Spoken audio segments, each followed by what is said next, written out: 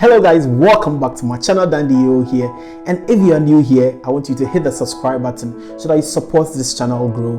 And before going on to watch the video, I want you to smash the like button so that you don't forget after watching this video. So this is Medtalk, a segment where we'll be discussing various disease conditions, and also I'll be giving you some medical tips as well. So that's why it's very important to subscribe so that you don't miss any video that I actually upload. So without further ado, let's go straight into the purpose of today's video. So people may argue that the heart is the most important organ, even though it's a vital organ, but the brain is arguably the most important organ in the human body. Why do I say that? Because it regulates and controls all the activities in the body. So that's why a person can be declared dead when the person is brain dead, because the person is on a ventilator and the ventilator is actually helping the patient actually breathe. So without the ventilator, the patient can't breathe. So that's why some patients can be declared dead even though they are still breathing, because their brain is dead. Their heart may be beating, yes, but they are dead because their brain is dead. So with this, you can actually tell why the brain is the most important organ in the human body. That's why you should be aware of these things that could be damaging your brain, not necessarily short term, but in the long term as well. So the first thing is covering yourself whilst you are asleep. You are surprised, right? Yes, covering yourself whilst you are asleep can be damaging your brain. So we all know that we breathe in oxygen and breathe out carbon dioxide. So whilst you're actually covering your head with your sheets, what you do is that there will be accumulation of carbon dioxide. And our brain needs more oxygen to be able to function. And this makes it very important for you to know that covering your head while sleeping can damage your brain in the long term. So there's a research that have actually gone to show that about 25% of people who cover their head whilst during sleep are at risk of developing dementia and Alzheimer. I'll leave the link to the research down in the description box. So that's why it's important for you not to cover your head whilst you are sleeping. You can actually just put the sheet around this level whilst you're sleeping so that you can actually allow adequate oxygen for you to breathe. So the next one is chronic lack of sleep. So when I say chronic lack of sleep, what I mean is that it's not that it's a one-day thing. It's something that you've always been doing. You've always been missing hours of sleep, and these habits can go on in the long term to damage your brain. So if you remember that time that you didn't sleep the whole night, you studied the whole night to go and write the exam, and when you went to the examination room, you couldn't remember anything that you studied. Here's the reason why. When we sleep, we go into stages of sleep, and one stage that memory processing is done is called the REM sleep.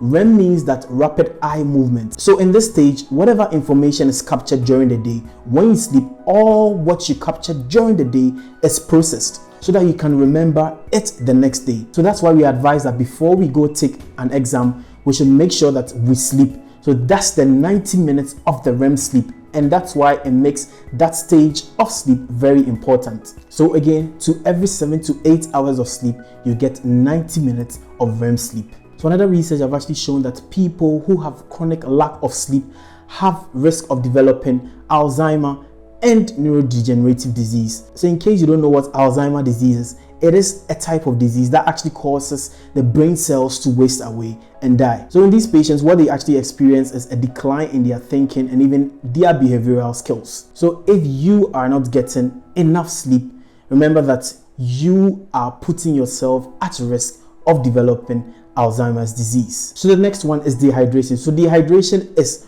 when water intake is not enough to replace the water lost during normal physiological process. So some of the physiological processes are sweating, breathing, urinating. So when you lose a lot of water and you are not replacing it, it means that you will become dehydrated. And the opposite is hydration. So hydration is replacing lost water. So hydration simply means that taking in water. It's a simple and common thing, but most of us take it for granted. Some people actually will go through the whole day without drinking any water. Meanwhile, they've actually been walking in the sun for so long. And this in the long term can go on and affect our brain. And water makes up to 1/3 of our body. So that's why dehydration can lead to even having headaches and even feeling weak. So do you know that our brain contains about 73% of water, according to Harold Hansen Michel in his biological chemistry journal? So he stated that our brain and our heart contains about 73% of water, and our lungs contains about 83% of water. So since your brain is composed of about 73% of water, when you deprive yourself of water or when you are dehydrated, your brain begins to shrink, and this goes on to cause a damage to your brain. So the advice I want to give you is that, so for females, it's proposed that we should be able to drink about 2 to 3 liters of water a day, and for males, about 3 to 4 liters in a day. So after this, I know you're going to take drinking water or hydrating very important. So stress is a word that we often misuse, but is simply defined as feeling of emotional tension or pressure. So when you are persistently subjecting yourself to emotional or physical tension or pressure, you may be causing damage to your brain. Here's why. So let me distinguish between the two types of stress, that is acute and chronic stress. So acute stress is a quick response to an immediate threat, normally known as fight or flight response. And once this threat is passed, hormones responsible for this response actually go back to the normal level with no long-lasting effects. Now with chronic stress, it means that you are continually subjecting your body to stress, and the major hormone contributing to chronic stress is cortisol. And cortisol is a hormone in the body that actually controls a wide range of processing in the body, including metabolism and immune response. So in the presence of excess cortisol, it could actually lead to many things like weight gain, hormone imbalance, increased blood pressure, and even easy bruising, because I initially said that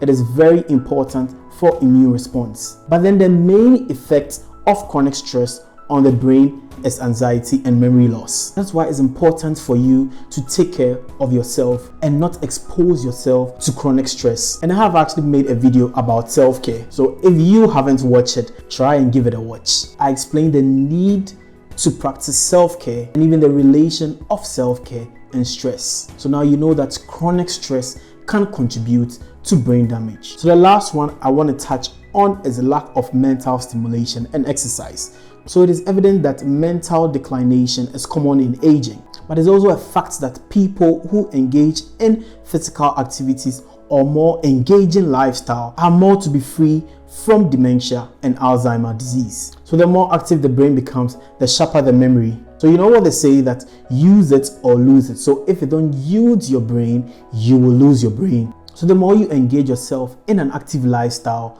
the sharper your memory and the less risk of developing dementia or Alzheimer's disease. So my advice on this one is you want to stay socially active, because by interacting with people, you will learn from them, they will learn from you, and you are mentally stimulating your brain. Also, you want to challenge yourself by educating yourself every single day. If it's the little education you can actually get, it's still learning something new, and that will go a long way to prevent this disease like dementia and Alzheimer. Remember, if you don't use it, you will lose it. So that is it, guys. In total, 5 things that could be damaging your brain. I hope this video was helpful. And let me know in the comment section which one are you a victim of, and you are ready to make a change to that, because you don't want your brain to be damaged. So again, I will say that if you haven't subscribed to this channel, there's more coming your way. So you want to subscribe to this channel so that you don't miss any video I upload. And don't forget to share this video, because this video is a very educative one, a very important one as well. So again, this is Medtalk, and there will be more coming your way. Thank you guys for watching, and see you in the next one.